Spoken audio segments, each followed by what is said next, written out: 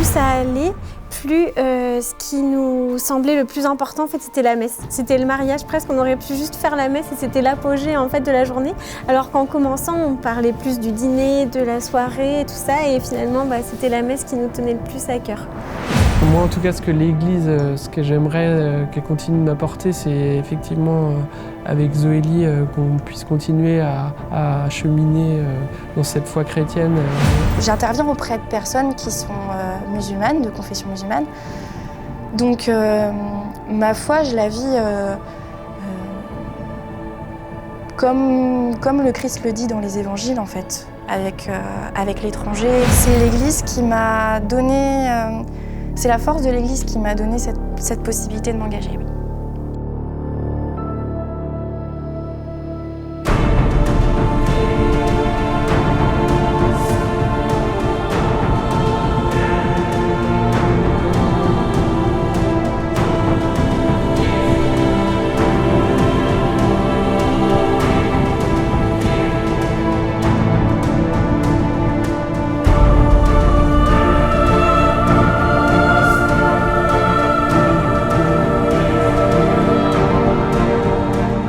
Le décret sur l'apostolat des laïcs du Concile Vatican II souligne l'importance de la famille. La famille est en effet l'un des principaux champs de la vocation et de la mission de ceux qui, dans l'Église, ne sont ni clercs ni religieux. Le même décret rappelle l'importance pour les chrétiens de s'organiser pour ne pas aller sur le champ de l'apostolat seuls en ordre dispersé. En effet, même s'ils peuvent témoigner individuellement de leur foi, les chrétiens doivent s'organiser pour atteindre l'un des 3 buts de l'apostolat des laïcs, à savoir la transformation de la société à la lumière de l'Évangile. La parole est à Zoélie, Tanguy et Aline. Je m'appelle Aline Roux, j'ai 31 ans, je suis professeure de maternelle dans l'enseignement catholique et j'ai reçu le baptême à Pâques 2025. Je m'appelle Zoélie, j'ai 29 ans, je suis clerc de notaire. Je fais partie de la paroisse de Sainte-Catherine de Sienne à Cesson-Sévigné et j'ai reçu en juin 2025 le sacrement de la confirmation et je me suis mariée à l'église de Torigny-Fouillard en septembre 2025 avec Tanguy. Je m'appelle Tanguy, j'ai 32 ans, je suis chef de projet web et en 2025, j'ai reçu le sacrement de la communion en avril, la confirmation en juin et le mariage avec Zoélie en septembre 2025 à l'église de Torigny-Fouillard.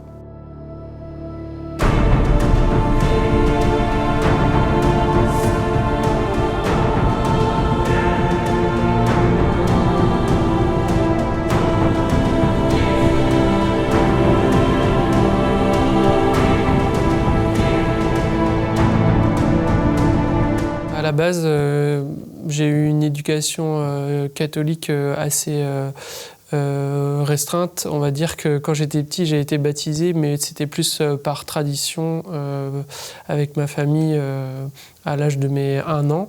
Et ensuite, quand le catéchisme s'est mis en place dans la commune où j'habitais, pour des questions de logistique, tout simplement, mes parents, on était en campagne, ils ne pouvaient pas m'y amener. Donc j'ai mis cette foi de côté. Et c'est vrai que jusqu'à ma rencontre avec Zoélie, finalement, plusieurs fois, la foi chrétienne, on va dire, est revenue dans mes pensées sans réellement que je passe le cap. Et au final, c'est en rencontrant Zoélie et effectivement en allant plusieurs fois à la messe avec elle que je me suis dit pourquoi pas, surtout qu'on avait le mariage du coup en préparation. Et en fait, lors de cette préparation au mariage, on a rencontré Père Franck TL de la paroisse de Cesson-Sévigné qui du coup nous a parlé du parcours de préparation à la confirmation. Et donc moi, vu que j'avais fait que mon baptême, l'idée c'était également de faire ma communion pendant ce parcours. Et en allant la première fois à ce parcours, Père Franck m'a demandé est-ce que ça pourrait intéresser également Zoélie. Et c'est là que Zoélie m'a rejoint du coup pour la confirmation, pour le parcours de préparation à la confirmation. Et donc on a, pendant l'année 2025, fin 2024, début 2025, préparé en parallèle, du coup, pour moi, la communion, la confirmation pour nous deux et le mariage.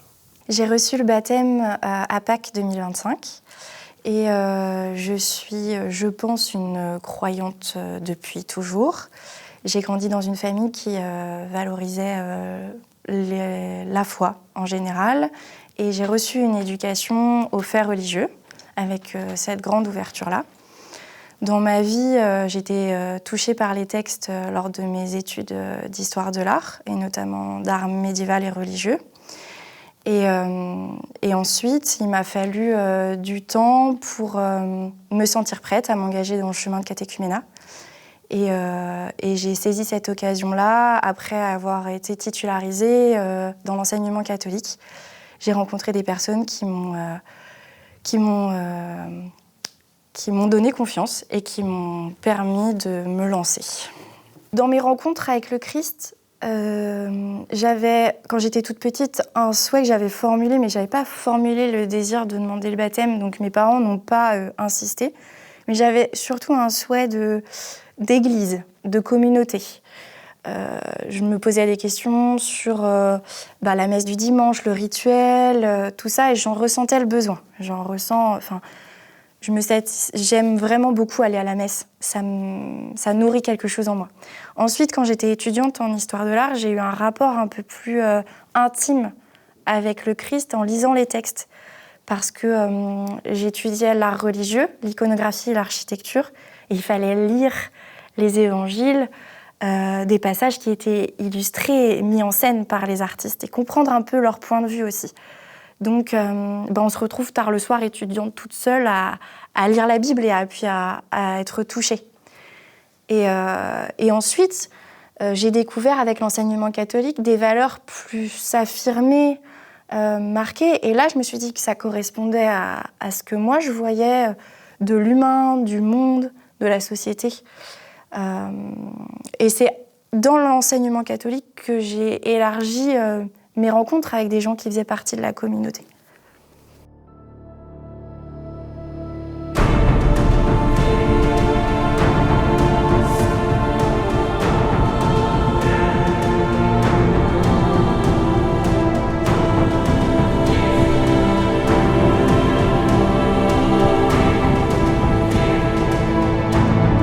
Du coup, au préalable, avant la communion, on a eu le sacrement de confession. Donc, on était 3 personnes à recevoir la communion ce dimanche-là.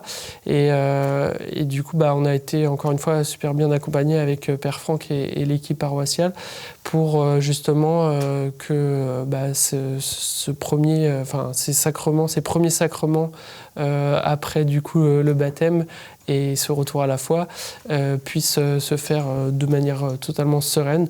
Bon, après, c'est vrai que c'était très impressionnant de se retrouver face à tous ces paroissiens venus à la messe, mais en tout cas, ça m'a confirmé pour ma part que j'étais sur la bonne voie et que cette foi qui était pour moi endormie pendant de nombreuses années, prenait de plus en plus d'ampleur et se réveillait au fur et à mesure.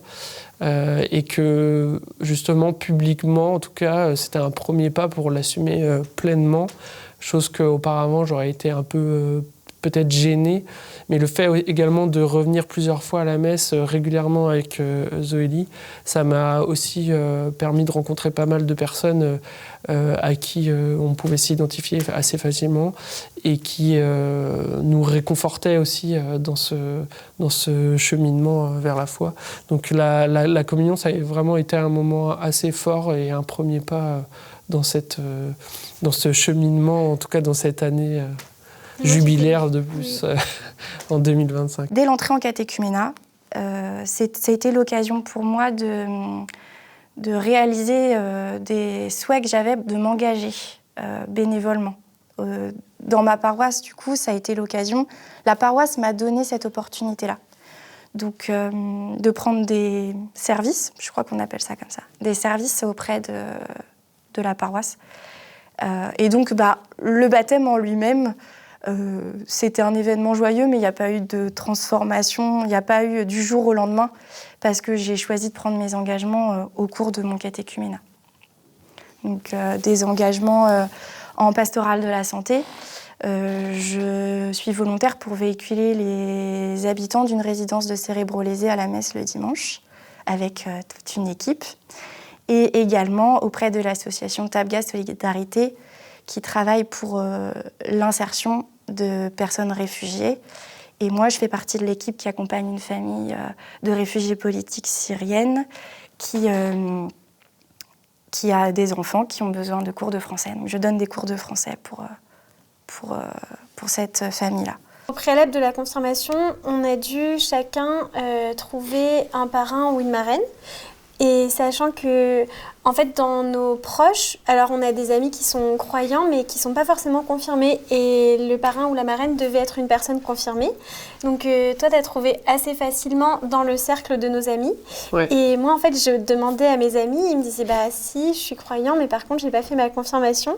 Et du coup, c'est dans le cadre du travail que moi, j'ai trouvé ma marraine Marion pour la confirmation. Et du coup, bah, le jour J, je lui ai dit, bah, tu bloqueras. En plus, c'était un samedi au mois de juin. Je me suis dit, bah, elle va avoir des choses à faire, la pauvre. Et je lui ai dit, bah, tu bloqueras, c'est telle date, à telle heure, un samedi en fin de journée. Et en fait, de la voir là, dans ce cadre, c'était vraiment... c'était extra, enfin, ça reste un super bon souvenir pour moi en tout cas. En fait, ce qui se passe, c'est qu'ils nous appellent les uns après les autres, on est placés en ligne et on doit se lever au moment où on reçoit la confirmation et on doit dire oui, je le veux. Et là, c'est vrai que pour moi, je pense pour toi aussi, ça a été vraiment hyper émouvant. Enfin, on a eu presque comme dans les films. Enfin, moi, je me rappelle d'avoir vraiment ressenti presque des frissons. Et après, on passait les uns après les autres pour avoir le signe de croix et Le Saint-Crème. Le Saint-Crème. Et à ce moment-là, on est passé quasiment en même temps avec deux prêtres différents. Et quand on s'est rejoints après, on a eu une émotion vraiment très très forte et on a tous les deux pleuré. Enfin, on s'est mis à pleurer tous les deux, ouais, c'est vrai. Et nos parrains marraines, ils étaient là aussi. On était tous les quatre à se faire un gros câlin pour célébrer ça. Et ça, c'était vraiment une chouette surprise. On a des amis qui ne sont absolument pas croyants. Et pour nous faire plaisir, ils ont fait la surprise de venir assister à la messe de la confirmation alors qu'ils n'avaient pas de chaise, donc ils sont restés debout pendant 1h30. Ils nous ont attendus et tout ça pour nous faire plaisir.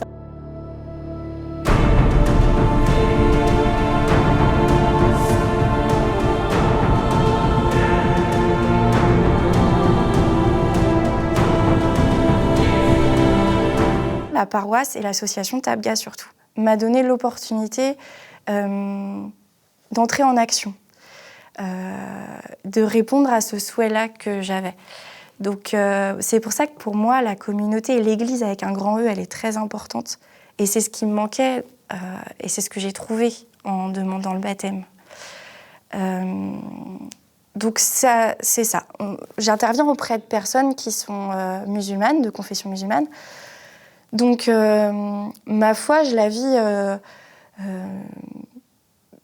comme le Christ le dit dans les évangiles, en fait, avec l'étranger, avec cette trace qu'on a, enfin, cette présence qu'on a partout. Et donc, je le vis, mais je le vis intérieurement. Mon objectif, c'est de donner des cours de français pour mes élèves. Et pour moi, c'est d'être en communion avec le Christ, en même temps d'enseigner. Je suis enseignante dans l'enseignement catholique depuis 5 ans maintenant. Et donc avant de demander le baptême, c'était déjà le moyen pour moi de vivre ma vie professionnelle en accord avec des valeurs qui me paraissaient portées haut et fort par l'enseignement catholique. Mon conjoint est aussi professeur dans l'enseignement catholique. Ça a été une belle découverte pour moi. Et grâce à ça, j'ai rencontré une communauté de croyants qui vivaient ces valeurs-là auprès des enfants. Et dans ce qu'on appelle l'écologie intégrale et ce rapport à l'enfant dans son humanité, dans sa foi, mais aussi dans ses peurs, dans ses croyances, dans tout ça. Ce que j'aime avec l'enseignement catholique, c'est que c'est dit clairement, c'est répété, dans les directions diocésaines, c'est répété, et donc on ne peut pas l'oublier. Et on y pense régulièrement quand on travaille, quand on vit notre année scolaire. J'ai demandé à prendre le service de la commission pastorale au sein de mon école. Donc c'est un plaisir, en période de Noël, d'Épiphanie et de Pâques. En maternelle, je suis enseignante en maternelle, c'est surtout ces 3 temps-là qu'on met en avant. D'être à l'initiative de certaines démarches dans l'école, pour mes élèves en classe, mais aussi pour les élèves de toute l'école. Auparavant, je ne portais pas forcément d'attention justement aux personnes qui avaient, en tout cas qui montraient leur foi. Là, maintenant, c'est vrai que je suis un peu plus attentif à ces personnes-là. Des personnes vers lesquelles je n'irais pas forcément. Du coup, je me suis mise à parler plus librement de cette foi chrétienne et également avec des personnes qui m'ont beaucoup posé de questions puisque en fait, contrairement à Zoli, moi j'ai pas forcément de personnes qui en parlent librement ou en tout cas qui amènent le sujet régulièrement, mais en se demandant tout simplement qu'est-ce que j'allais faire le week-end prochain ou genre de choses, ou en prenant des nouvelles sur la préparation du mariage, je me suis mis du coup à parler des différents sacrements que j'allais avoir, et au final certaines personnes ont continué à me poser des questions, et du coup il y a des personnes qui se sont mis à expliquer eux comment ils interprétaient cette foi chrétienne et comment ils la vivaient de leur côté, avec des parcours assez différents, des personnes qui se sentaient plus ou moins proches de Dieu et d'autres qui l'étaient complètement mais qui n'osaient pas forcément en parler, et d'autres personnes qui au contraire l'assumaient pleinement avec quelques signes religieux et qu'on pouvait clairement identifier. Et toutes ces personnes-là, au final, c'est des personnes avec qui j'ai eu beaucoup plus de discussions par rapport à ce sujet-là que j'aurais imaginé auparavant. Il y a même certaines personnes que j'ai pu croiser à la messe le dimanche, donc ça c'était plutôt agréable d'en rediscuter après le lundi par exemple. Et du coup c'est quelque chose qui reste quand même assez discret pour ma part.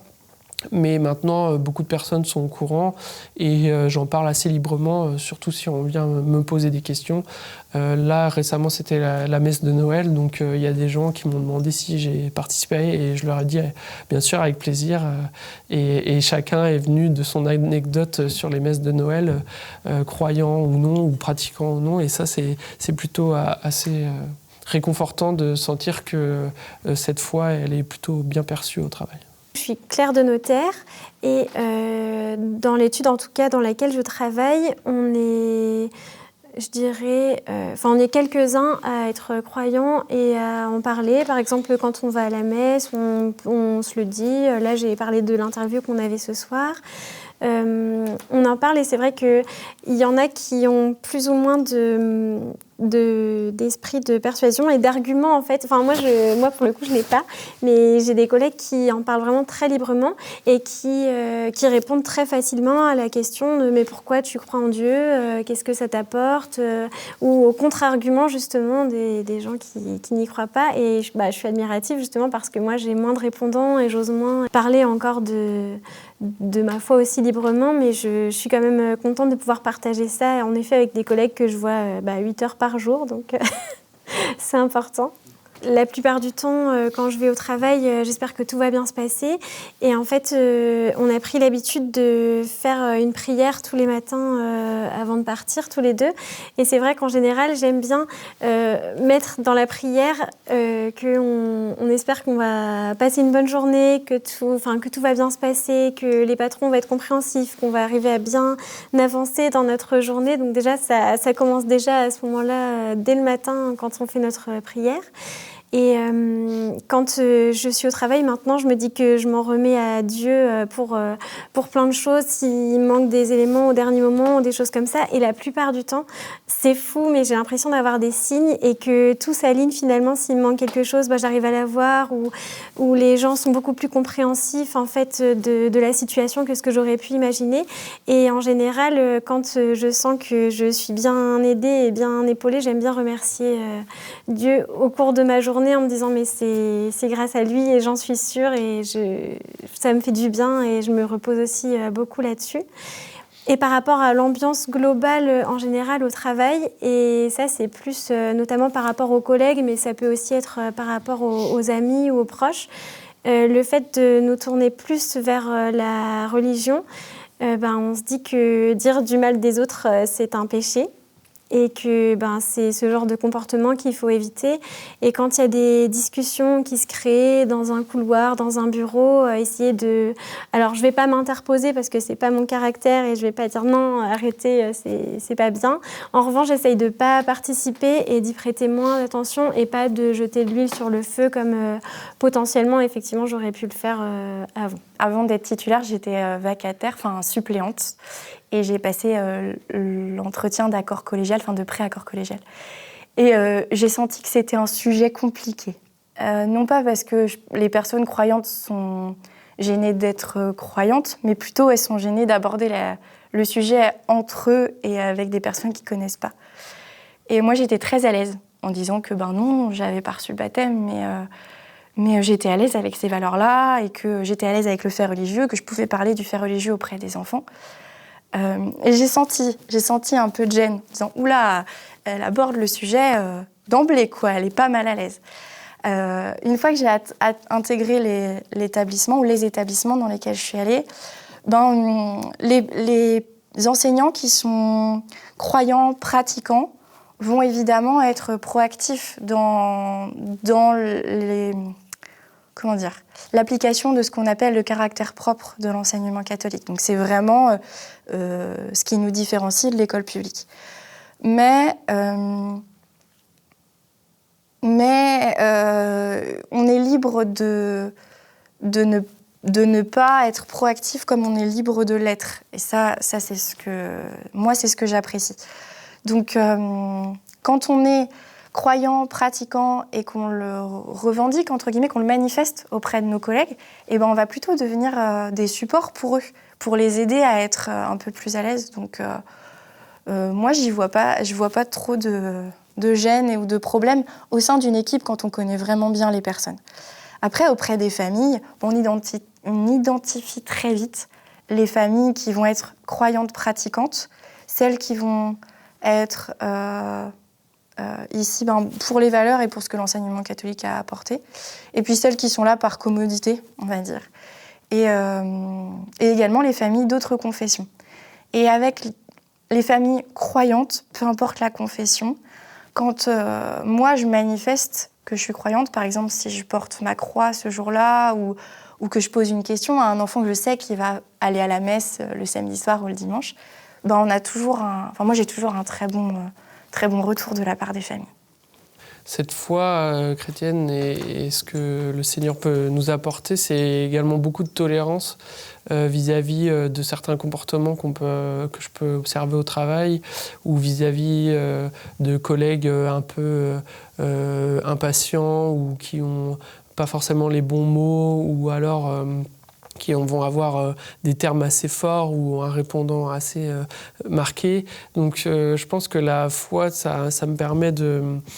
en tout cas, la foi chrétienne, ça me permet de prendre plus de recul, d'être plus serein face à ce genre de situation difficile et effectivement de moins avoir de sentiments négatifs à l'égard de mes collègues de travail et également de justement ne pas prendre part à des conversations qui pourraient être malsaines ou qui justement n'auraient pas d'intérêt si ce n'est de parler en mauvais termes sur certaines personnes. Et je pense que du coup c'est cette foi-là qui permet d'avoir plus de recul et et d'appréhender ces passages et ces discussions de manière plus sereine.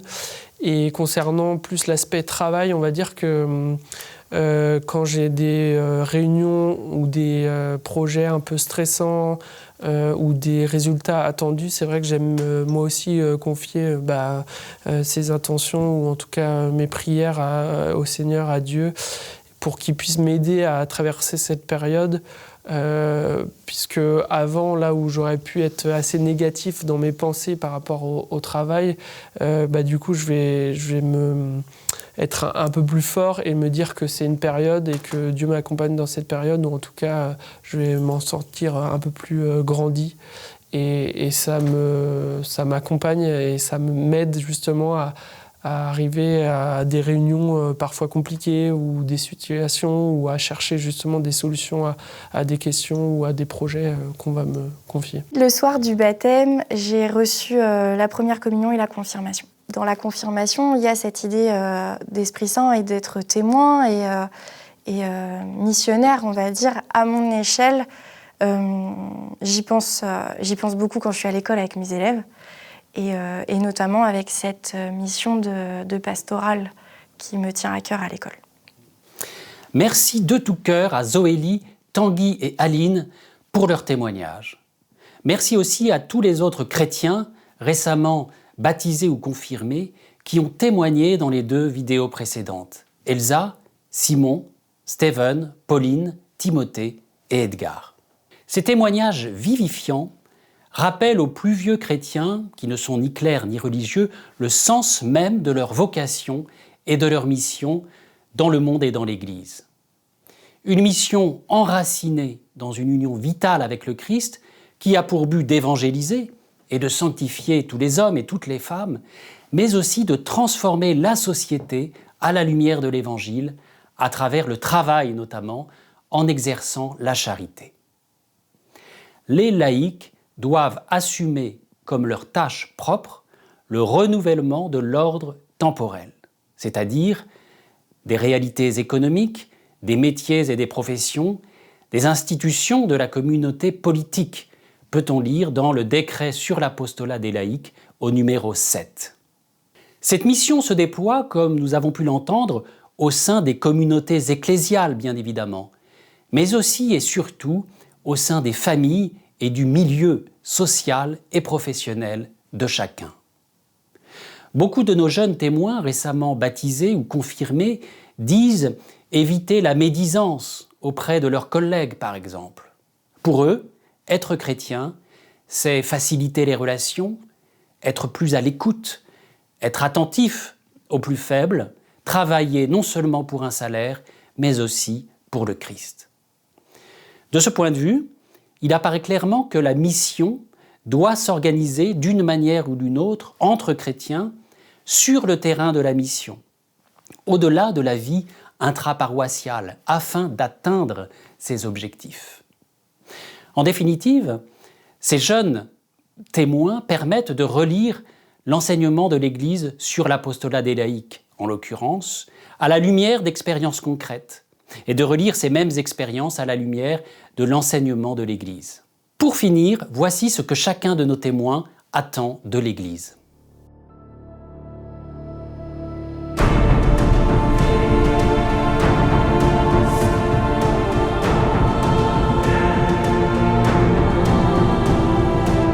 Dans ma cathédrale à Saint-Pierre, c'est vrai qu'on voit souvent à la fin de la messe des activités qu'il y aura au cours des prochaines semaines. Par exemple, là, il y aura la Gaîte des Rois en janvier. Il y a aussi évidemment la messe de Noël. Donc toutes ces choses-là qui regroupent les gens dans cet esprit chrétien, c'est quelque chose qu'il faut absolument continuer à faire, parce que ça soude les gens et puis ça les unit en fait. On voit moins les différences et donc ça évite, je pense, les tensions entre les gens. Il y a un engouement depuis 2-3 ans, qu'il y a beaucoup de jeunes qui commencent à retourner vers la chrétienté. Et donc ce que je peux espérer dans le futur, c'est que ça continue dans cette voie-là, qu'on augmente le nombre et puis qu'on continue à faire vivre notre religion, notre foi en Jésus-Christ. et qu'on continue à faire toutes ces activités, aller à la messe ensemble, entre amis ou en famille. Je sais que j'arrêterai jamais de me mettre en lien avec les personnes de l'Église, justement pour me dire que je veux entretenir quelque chose, en fait. Ce que j'attends de l'Église, c'est, j'ai envie de dire de pas me laisser tomber. C'est triste un peu de dire ça, mais comme je disais tout à l'heure, je suis baptisée, mais c'est pas une fin en soi, en fait. C'est le début, ou c'est la continuité de ma vie dans l'Église.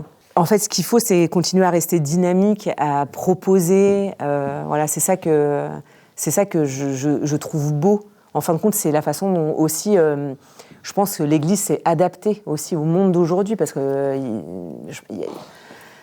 il y a forcément eu des changements qui ont dû s'opérer, en fin de compte, parce que sinon, je pense que si on était resté dans quelque chose de fermé, je ne sais même pas si j'aurais eu ma place, en fait. Donc voilà, continuer à être comme ça, en fait. Toutes les personnes qui ont des idées reçues, en fait, on peut les faire sauter juste par des discussions, en fin de compte. Donc, continuer à proposer justement ça, les dimanches autrement, les moments où, en fait, sans tabou, on va ouvrir les portes de l'Église à tout le monde. Et après, on va pouvoir, justement, par des témoignages ou autres, pouvoir ouvrir l'esprit des personnes qui ne croient pas, ou peut-être ont envie de croire, ou j'en sais rien, en fin de compte, mais voilà. Déjà, j'attends de l'Église qu'elle reste ce qu'elle est, c'est-à-dire déjà catholique. L'Église, elle n'a pas pour vocation de plaire au monde. En fait, le Christ, il ne plaisait pas à tout le monde. Hein. Franchement, il n'aurait pas fini sur une croix sinon. Donc ça, déjà, c'est important. Mais tout en étant, je dirais, douce, prête à accueillir aussi les autres, parce que bon, on le voit aussi au sein des chrétiens, c'est pas les familles recomposées, tout ça, on le voit, ça fait débat aussi. Bon, ça, il faut qu'elle soit capable d'accueillir tout le monde. Je pense qu'elle le fait assez bien, honnêtement. Qu'elle continue sur sa lancée. Quand on voit le nombre de baptêmes qui fait que augmenter, c'est beau. Enfin, voilà, c'est surtout grâce à Dieu, mais on n'est que les messagers. Mais voilà, qu'elle continue comme ça, à évangéliser et à accueillir les hommes. Dans l'Église aussi, il faut comprendre qu'il y a aussi nous, les paroissiens, en fait. Là, ce que j'attends, c'est peut-être plus d'accueil. Ça, c'est pas toujours évident, franchement, quand vous arrivez avec vos bagages. Déjà, vous savez pas trop où les mettre. Et puis, que les gens, ils restent entre eux, en fait, entre paroissiens qui se connaissent depuis des années. Et ça, je l'ai vécu. Vous pouvez fréquenter une paroisse pendant des mois et en fait, il y a personne qui vous parle, ou alors c'est très très bref. Et voilà, donc ça, on le voit quand même dans les paroisses, il y a des repas qui sont faits, mais ça, c'est vrai que c'est pas évident. Je pense qu'on est beaucoup de convertis à le dire, c'est pas toujours évident de se sentir accueilli. Moi, ma foi demande à être nourri. Je pense que chacun a une foi qui a besoin d'être nourri de différentes manières. La mienne a besoin d'être nourrie par une lecture de la Bible régulière, par des temps de prière aussi réguliers. Et j'ai remarqué que quand je peux m'en éloigner, si par exemple pendant 3-4 jours je vais juste pas lire la Bible, comme un manque de quelque chose, parce qu'en fait je pense que j'ai besoin d'être nourri intellectuellement pour être nourri spirituellement. Parce que ma foi et la raison sont deux choses qui doivent être liées, c'est très important pour moi, sinon ça n'a pas de sens. On peut avoir des actes de foi sans forcément avoir des réponses précises, mais le fait que ma foi puisse être nourrie aussi par une forme de raison, ça me fait du bien et ça me conforte aussi. Parce que c'est pas évident de dire oui, moi je crois en Dieu, mais quand t'as quelqu'un en face de toi qui croit pas en Dieu, il fait mais prouve-moi que Dieu existe. Bon, tu peux pas forcément le prouver, mais tu peux témoigner, tu peux expliquer, quand aussi tu es à l'aise sur certains aspects, pour expliquer aussi la parole de Dieu, pour expliquer pourquoi certaines choses existent. C'est typiquement, on va me dire, oui, mais pourquoi il y a un pape? C'est le chef de l'Église, c'est voilà. Mais non, c'est l'apôtre de Pierre, enfin, c'est la continuité des apôtres, etc. Ça suit Saint-Pierre. Qu'est-ce qu'un évêque? Enfin, voilà. Et voilà, ma foi a besoin d'être nourrie de façon quotidienne. Sinon, je me sens... Il y a un truc qui me manque, quoi. C'est viscéral. À l'heure actuelle, je trouve qu'on est globalement sur la bonne voie. C'est vrai que j'avais une affection toute particulière pour le pape François. J'ai beaucoup aimé ce qu'il a dit, notamment sur l'homosexualité, le fait aussi qu'il ait refusé certains privilèges, etc., du fait d'être pape. Et vraiment, sa vie m'a beaucoup touchée. Et aussi du fait qu'il a appartenu, je crois qu'il était évêque d'une des paroisses où il y a eu un miracle eucharistique, donc l'Eucharistie s'est mis à saigner, et je me suis dit, il y a vraiment quelque chose avec lui. Et c'est vrai qu'il a répondu à pas mal de questions, donc d'une manière générale, je trouve qu'il a été très transparent. Moi, c'est vraiment ce que j'attends de manière générale de l'Église, c'est de transparence, de proximité avec nous, parce que c'est vrai que moi, pendant très longtemps, je me suis interrogée sur la papauté. Je crois que c'est un des piliers de la foi, je dirais, qui m'a posé le plus de problèmes, dans le sens où je ne comprenais pas au début pourquoi on avait un pape, pourquoi il avait une place aussi importante. Et en fait, ça m'a vraiment réconciliée avec la papauté d'avoir un pape comme le pape François.